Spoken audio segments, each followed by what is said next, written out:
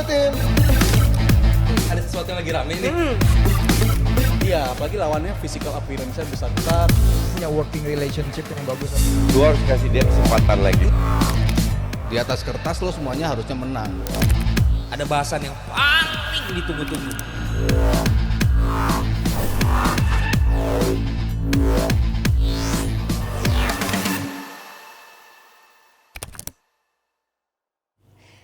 Selamat malam Jebret Team. Hari ini kita mulai agak malam ya, karena tadi ada live reaction dulu sama Bang Valen dan Rizal yang habis mengawal Garuda Muda di AFF U16. Dan hasilnya wow, kita menang 3-0. Keren banget. Babak kedua ngegas terus ya, nggak pakai rem pokoknya. Hasilnya memuaskan tentunya di Stadion Manahan Solo. Dan ngomongin puas Jebret Team, ini Jebret Team puas gak dengan hasil tim yang kalian dukung? Nah, tapi sebelum kita bahas hasil ya, gue mau ngasih kejadian-kejadian di hajatan bola Eropa akhir pekan ini nih yang lucu-lucu. Yang pertama, ini ada kemenangan dramatisnya Szoboszlai FC ya dari Skotlandia lewat gol di injury time. Kemenangan ini juga didedikasikan untuk Barnabas Varga yang kehilangan kesadaran di menit 67 saat berbenturan dengan Angus Gunn. Bener ya baca Angus Gunn ya? Angus Gunn. Angus Gunn. Ini benturan kepala ya, Aldi? Apa? Benturan kepala ya? Kepalanya sampai operasi. Waduh. Angus Gunn kayak steak aja. Iya. Iya makanya tahu kan? Iya benar. Pernah kesana soalnya. Angus. Hal ini juga mengingatkan kita ke kejadiannya Eriksen di hajatan bola Eropa edisi sebelumnya saat Denmark melawan Finlandia. Iya. Dan luar biasanya ini Eriksen berhasil loh bangkit dari karir sepak bolanya bisa berlanjut. Cepat sembuh ya untuk Varga tentunya. Nah, dan yang kedua Ngesek kok suaranya habis gitu. Iya. Padahal masih hari Senin loh. Habis nyanyi rock. Oh ya. Ada juga fakta soal legendnya MU alias Lukaku yang jadi orang paling What? Legendnya MU. Emang enggak ya? Enggak ya? Ini dia jadi orang paling bala Legend katanya. Chelsea. Jadi orang paling bala di hajatan bola Eropa kali ini. Karena dari penampilannya dia nyetak 3 gol dan semua golnya ini dianulir sama VAR Jebret Team. Dan ini VAR-nya mungkin sentimental kayaknya sama dia. Lebih ke Farah itu namanya. Farah bener. Parah bener. Tapi setan merah Eropa ini akhir pekan kemarin bisa menang juga sih ya. Langsung aja kita bahas bareng Aldi, Mas Aryo dan juga Coach Justin. Dan karena hari ini kita live, boleh kali nyawer-nyawer. Yoi. Dan coba Apalagi kalau yang dari kemarin menang terus kan tim makanya ini. pengen kita lihat juga tadi ada yang dari Sulawesi, dari mana? Coba pengen tahu dong pada dari mana aja hari ini nonton nih. Ada yang dari udah jam 11 di tempat gua nih. Kita juga pengen tahu nih dari mana aja yang udah nonton hari ini dan boleh nanti sawer-sawer Nesa juga Iya, ya. boleh sawer dong, nanti Nesa Oke. bacain. Dan nggak cuma Barnabas Vargas yang kita doakan semoga cepat sembuh. Ada juga CEO yang Juga flu lagi, berat iya. nampaknya sampai nggak bisa siaran hari ini. Kita doakan semoga lekas sembuh juga. Nah, kita bakal mulai dari Belgia dulu. Nes, kita juga bahas waktu kemarin di preview ada perubahan reformasi dari 3-4-3 menjadi 4-3-3. Lu ngeliat gimana coach? Ada yang berbeda nggak dari Belgia? Mau main 11-0 pun nggak ngaruh. 11-0. This team is a big joke. Belgia, Yeah, it's a big, bener-bener lawak. nice. Nggak live up to its expectations. Maksudnya ekspektasi publik Iya. kan tinggi ya terhadap Belgia dengan majority pemain mereka yang oke gitu. Tapi nggak lawak juga dong. Lawak lah. Mereka baru main 2 match kan. Iya. Sekali kalah, sekali menang. Match pertama hancur. Hancur, yes. Match kedua minimal masih ada fighting spirit. Tactical 0, 0. Benar-benar dua-dua nggak bisa pegang bola lebih dari 5 detik. Akhirnya seru ya seru. Karena Buat saling yang menyerang, netral. saling menyerang. Tapi benar-benar secara tactical 0. Kan gue bilang di setelah match pertama ini satu Ferrari dikelubungin sama Avanza semua. Dan itu nggak berubah. Ferrari-nya De Bruyne. De Bruyne Ferrarinya. Sisanya Avanza semua. Dan Avanza mungkin kemarin agak kenceng larinya kan.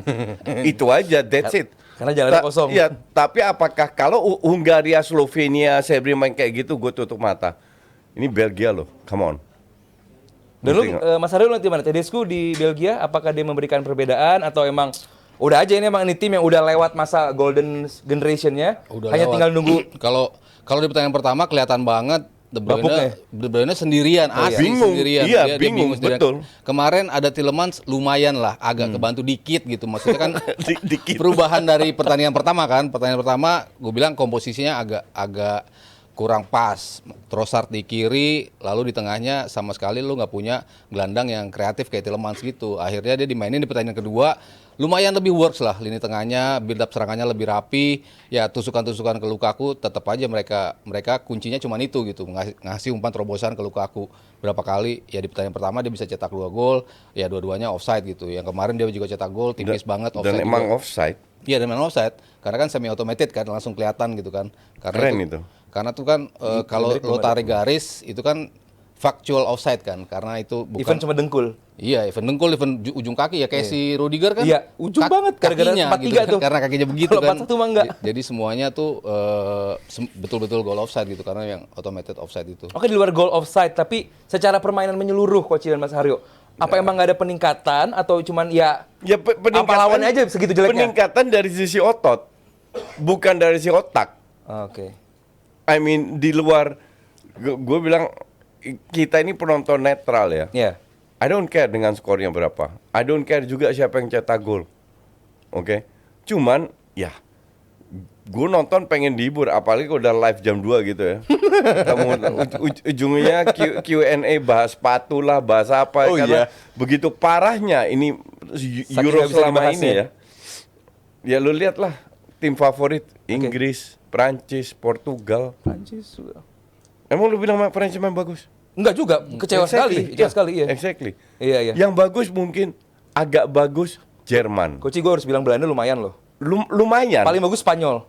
Spanyol. Iya, paling Jerman Spanyol lah. Dua itu. Pertandingan 1-2 Jerman iya, pertandingan Iya. kemarin Hati-hati juga. Iya, terlalu hati-hati. Iya, terlalu Nggak hati-hati keluar. dan temponya sangat lambat. Iya. Jadi turnamen apa ini? Lukaku kita bahas sedikit Mas Haryo. Mungkin gue nggak mau bilang dia bapuk, cuman adanya seorang Lukaku di lini depan tuh benar-benar bisa narik back lawan sehingga dia bisa ngasih ruang buat Tielemans contohnya sampai akhirnya bisa nge-shoot dari jarak jauh. Ada back yang ditarik sama Lukaku. Mungkin itu peran dari Lukaku karena kalau untuk jadi goal getter mungkin Lukaku udah lewat juga masanya. Enggak juga sih, dia masih oke kan? Iya, dia kan buktinya 3 gol itu kan yang dia Kualifikasi 14 gol loh dia. Iya, umpan-umpan ke dia semua Iya. itu kan, maksudnya emang dia masih punya speed, dia masih punya body balance, masih punya duel yang menang kalau Iya lawan kan? back gitu. Ya cuman ya apek aja, maksudnya Lagi sepersekian, iya sepersekian Second sentimeter ya, hitungannya kan tipis lah untuk menjadi gol gitu. Cuman ya nggak ada banyak skema gitu yang dipakai gitu. Maksudnya di sisi kanan Doku being Doku gitu kan. Coba maksa masuk, nyangkut, ya kayak gitu-gitu aja kayak awal masuk di Manchester City gitu. Di kiri Trossard juga jelek banget menurut gua, nggak bisa ngeluarin apa yang dia biasa tunjukin di Banget, Arsenal bukan gitu. jelek lagi, jelek iya, banget. banyak kehilangan bola. Carrasco yang biasanya bagus nggak bisa juga. Padahal kan tuh pemain-pemain yang di klubnya bagus yang diharapkan bisa ngirimin umpan kan. Carrasco lu tahu umpannya bagus banget, kaki kirinya bagus untuk umpan dari sisi kiri. Udah lama enggak sih? Iya, di kanan juga inginnya Tedesco kan gitu, umpan bola ke dalam kotak penalti disamber sama Lukaku. Itu gue berangkat dari tadi komentar Mas Haryo bahwa banyak pengen bola masuk ke dalam. Mungkin di sini peran Doku lebih dibutuhkan dibandingkan Trossard. Iya, Doku sih udah pasti gitu. Cuman kan Trossard kemarin dimainin berbarengan kan di pertandingan pertama, Doku sama Trossard gitu. Ya jomplang walaupun Doku juga nggak bagus-bagus. Dua-dua flop juga. Tapi Trossard lebih jelek lagi gitu, nggak berani nusuk, nggak berani penetrate untuk ngirim umpan ke untuk ngapain gitu, aliran Jelas nggak bolanya, ada. permainannya yang biasa dia involve in the game-nya juga nggak kelihatan gitu. Jadi gue ngeliat sih emang lini depannya juga jelek, lini tengahnya juga nggak ada creativity gitu ketika lu nggak ada Tielemans di situ. Jadi emang ya mungkin ya di pertandingan terakhir kita lihat yang kemarin susunannya udah dicoba dirapiin lagi sama si Tedesco. Apakah mereka bisa sustain main kayak gitu lagi, lebih ningkatin lagi permainannya? Ya gue nggak tahu sih. Kalau De Bruyne tiba-tiba cedera, apa kabar gitu? Belgia kan nggak ada dia. Bahaya kalau De Bruyne cedera. Motornya siapa lagi? Tielemans. Nggak Nggak ada motor. dan peran De Bruyne lebih aman dijadikan makin ke depan ya dibandingkan dalam formasi 4 sejajar di midfield ya, mendingan 4-3-2-1. Enggak, lu itu terlalu pandit komputer. Oke. Terlalu ngelihat line up 4 jajar. Mereka itu ini cuma di atas kertas, Iya, iya. Di. Lu harus sadar, lu mau main 4 pun tergantung Kalau- perannya semua Iya, masing-masing. Jadi it doesn't matter mau 4-3-3 atau berapa. Lu main 4-3-3, iya 2 center back. Enggak, DM-nya juga turun ke bawah, wing back-nya naik. Iya. Jadi juga 3 back. Jadi it doesn't Nggak, matter. poin gue- Jangan terlalu Yes, enggak, setuju. lu terlalu sering Agree. bahas soal line Line up up, dan setuju. itu untuk gue membohongin penonton kita. Yes, setuju juga. Poin gue gini, Coach. Kalau De Bruyne lebih dekat ke gawang lawan, mungkin lebih berbahaya dibandingkan dia. Terus yang distribusi siapa kalau Mas Tielemans makanya kemarin. Nggak sehebat itu. Kalau lu nonton Tielemans 10 kali passing, 4 kali nggak nyampe, 6 kali nyampe. Ada yang nyampe satu ke Bruyne dan Ya, shootnya it's bagus. not enough. Karena sangat kalau nggak lu enough. kena counter is not enough. Yes. Tetap butuh De Bruyne kasih dia free roll kayak Kroos sama Gundogan. Setuju. Space-nya lebih besar. Tielemans yang nutup Ya. dulu. Jadi it doesn't matter mau line up berapa. Bagi Belgia dan Ya, Inggrisku. karena pada saat yang kiri ke atas, yang Kosong. back kanan masuk ke tengah nutup, yang center back geser, Ya. ngerti nggak? Jadi nggak Ini tim lebih penting banyak line up. di utak-atik ya. Ya maksudnya De Bruyne nggak bisa main lebih mundur kayak di City karena kan depannya ya tadinya ada Gundogan, ada Foden, Iya, betul. ada pemain-pemain kayak gitu Iya, kan. iya, Makanya iya. dia bisa agak di bawah gitu. Sekarang kan dia harus turun juga, harus di tengah juga, harus naik juga. Karena yang ngejembatanin itu tuh nggak jalan Nggak, gitu. karena mereka nggak paham pada saat De Bruyne turun passing, dia lari ke posisi either dia minta atau passing ke orang lain di mana orang kedua ini passing kembali ke De Bruyne. Iya. Itu terjadi di City. Nah di sini nggak Nggak ada. tahu semua harus ngapain. Kayak bingung, Ngerti nggak? kayak bingung. Ya jadi ujung-ujungnya ya udah daripada gue capek-capek mending gue temenin Lukaku di depan aja kan. Kasarnya begitulah. Oke. Sampai gol kedua itu kan kayak gitu. Stupid defense Biasanya anyway. tuh ada Witsel tuh agak sedikit bisa lah, dia tuh bisa bringing the ball ke tengah gitu. Nah itu kan di posisi yang biasanya dijemput sama De Bruyne. Paling nggak tuh ada Witsel yang bisa nganter ke situ. Nah ini kan 2 pertandingan nggak ngeliat Witsel sebagai starter kan. Yang biasanya tuh agak ngebantu juga. Makanya ketika nggak ada dia, ya tugasnya De Bruyne ya berat banget gitu. Lu harus nyisir juga ke 2 sisi, lu harus maju, harus jemput bola di belakang. Jadi ya dia bingung juga untuk precise pass. Udah semakin kemakan usia kan pasti udah mulai sentuhan-sentuhannya kan makin hilang gitu. Oke. Dan Belgia nanti di game week ketiga 3 poin sama 4 kompetitornya juga, artinya 3 kompetitor lain. Ini baru pertama terjadi Ya, juga ini kan dalam Euro, dalam hajatan Eropa juga. 4 tim di match week kedua poinnya 3 semua. Enggak, ini kan lucu kalau lihat grupnya harusnya Belgia merem 6 Nah, point, ada yang 0 salah berarti kebobolan. kan? Iya. Ada ya, itulah kembali gue bilang this team is a big joke.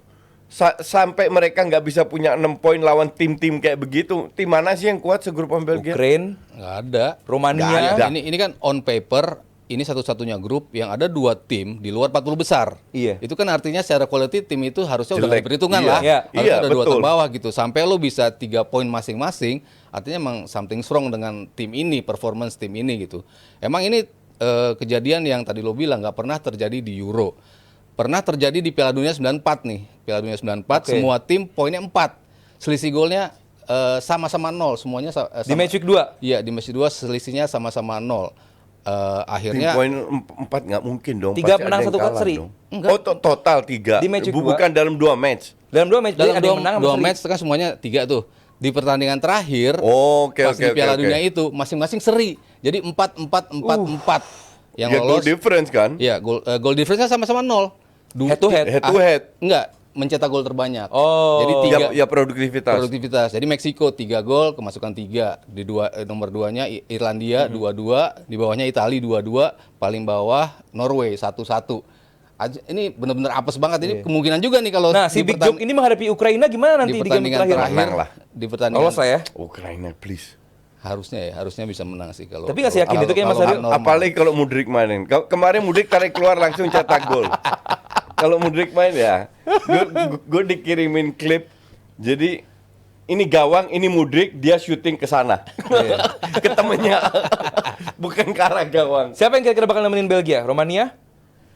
Peringkat 2 Kalau sama-sama imbang ya udah Rumania sama Belgia. sama-sama imbang Belgia Romania kayak ya. sekarang di ujung-ujungnya imbang semua nih. Iya. Tapi ini menarik sih, satu grup poinnya 3 semua. Iya. Oke, Belgia, Romania, Romania, Ukraina tuh Belgia malah. satunya. Slovakia. Enggak, Slovakia harus lolos. Slovakia lolos. Slovakia Wah, harus kayaknya ada sesuatu nih. Slovakia. Ada sesuatu kayak ini. Enggak. Slovakia Gua lawan Rumania gigi kan? Atau apa enggak. Ini murni gue pengen underdog aja yang lolos. Iya. Romania emang nggak kurang underdog. Ya underdog juga. Ya Belgia kan enggak. Adrian Mutu nanti bikin gol. Gimana Nes? Nih ada yang udah nyawer dari Gas Barbershop 329.000. Thank you. Yeay. Malam semua, salam domba Koci. Thank you buat Koci udah untuk Belanda dan Denmark. Mau nanya bagian kiri sepertinya lebih berat karena ada Spain, Jerman dan Portugal. Menurut coach peluang yang semifinal siapa aja? Thank you semua. Kan belum keluar ya. Nggak Tunggu lah bisa ya. disebut, kita harus lihat tunggu Tunggu lah ya. match Kalau ketiga. sesuai juara grup, emang Jerman, Spanyol, Portugal. Nah, itu berat. Spanyol, Jerman tuh udah ketemu di quarter kalau sama-sama juara grup. Sementara Portugal. Jadi kalau dilihat di awal, Jerman, Portugal tuh di semifinal. Kalau ngelihat kekuatan yang di atas kertas ya, di kanannya yang tim terkuatnya Perancis sama Spanyol, Inggris, Perancis sama Inggris. Inggris dulu yang tim terkuat, please deh. On paper. On paper. Sabar. Belanda lah. Sebelum turnamen itu Di atas- berjalan, ya.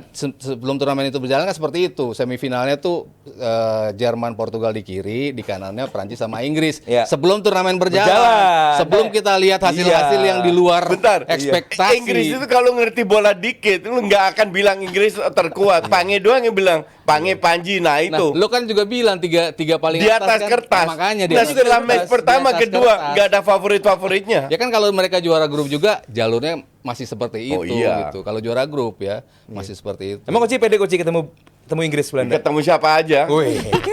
Gak ada takut ke kita katanya. Iyalah. Lu kalau bisa nahan Prancis, juara Tanpa Mbappe? Tanpa Mbappe loh. Finalis, nggak ngaruh Mbappe kemarin ada atau enggak. Kata Koci ngaruh. Ada Enggak, Mbappe di enggak, Prancis. kemarin nggak ngaruh. Nggak ngaruh. Yang di pertandingan pertama. Iya, nggak kata Koci kalau ada Mbappe ngaruh nggak? Sangat ngaruh. Ini saatnya momen ngalahin Oh Prancis iya, sekarang. Prancis ini digendong Mbappe. Mbappe, iya. Tapi kalau lihat kemarin Prancis main ya nggak ngaruh. Bagusan Belanda emang. Gimana? Yes, kalau Halo Jabra Tim. Ada sesuatu yang lagi rame nih. Iya, apalagi lawannya physical appearance-nya besar-besar. Punya working relationship yang bagus. Lu harus kasih dia kesempatan lagi. Di atas kertas lo semuanya harusnya menang. Ada bahasan yang paling ditunggu-tunggu.